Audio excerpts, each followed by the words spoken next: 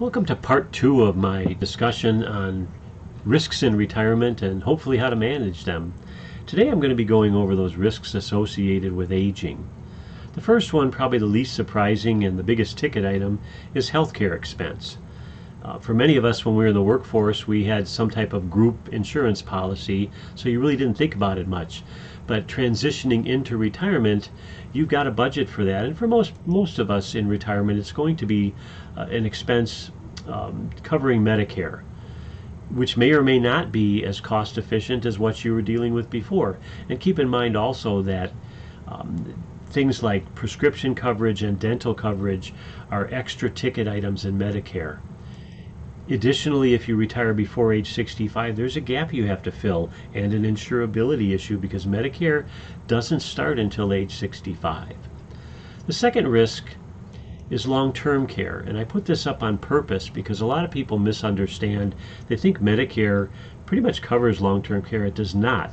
It may cover part of a stay on the initial phases of needing long-term care, but not covering long-term care. Medicaid might help with those expenses, but that's typically after you've spent down the majority of your assets.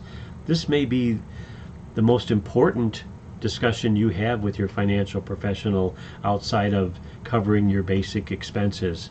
I know most of us don't think it's ever going to happen to us, but it will to about 70% of us, the need to do that. Is it going to be out of pocket that you're covering those expenses? Do you need insurance? Are you going to wait till you spend down and have the state take over? Whatever you decide, you really should have that conversation. The third risk for today is frailty risk. On the physical side, that might mean not getting around too well anymore and having somebody cart you around or mow your lawn or shovel your walk, having to pay somebody for those services. That's on the physical side. On the mental side, mental frailty could make it really challenging for you to pay your bills, balance your checkbook, read important documents. A solution there might be having a trusted advocate or a power of attorney help you with that, having a trust set up to pay your bills. Those power of attorney and trust conversations are those you should have with your own attorney. The fourth, and probably the one that leaves the worst taste in my mouth, is a risk that I've had to deal with some of my clients, and that's financial elder abuse. Surprisingly, the majority of those cases are not from internet scams.